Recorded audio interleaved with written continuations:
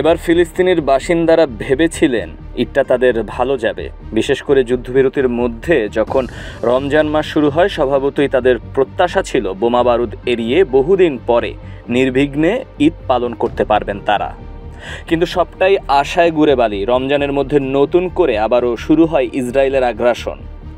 এতে করে 2023 সালের অক্টোবরের পর যে মৃত্যুর মিছিল 45,000 ফিলিস্তিনির লাশে গিয়ে থেমেছিল, সেটি এবার ঠেকেছে 50,000-এ।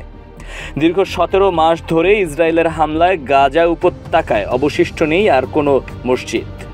দীর্ঘ 1 মাস রোজা রাখার পর গাজাবাসী ঈদ জামাত আদায় করেছেন মসজিদের ধ্বংসস্তূপের সামনে।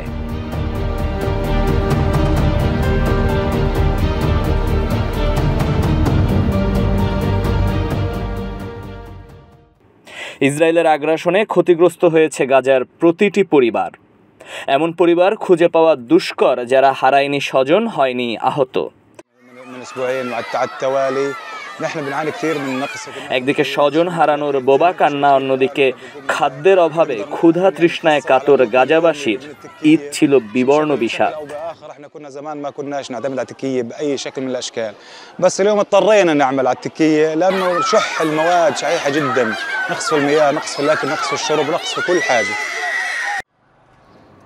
নিজের অভিজ্ঞতার কথা জানিয়ে গাজাবাসীদের একজন আব্দুল্লাহ আল শায়ের বলেন, তিনি ইসরায়েলের হামলায় পরিবারের 20 সদস্যকে হারিয়েছেন।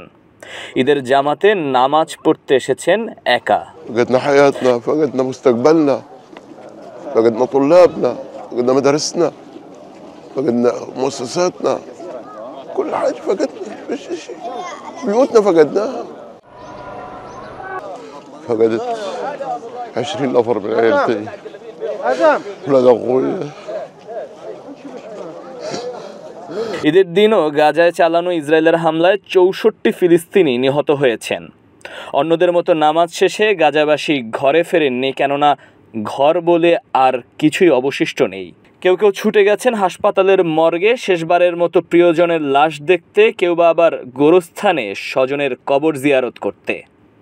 সারা মুসলিম উম্মায় ঈদ খুশির বার্তা নিয়ে আসলেও গাজার ঈদ ছিল বিবর্ণ আর আহাজারিতে বিষাদময় এক বিয়োগান্তক উপাখ্যান।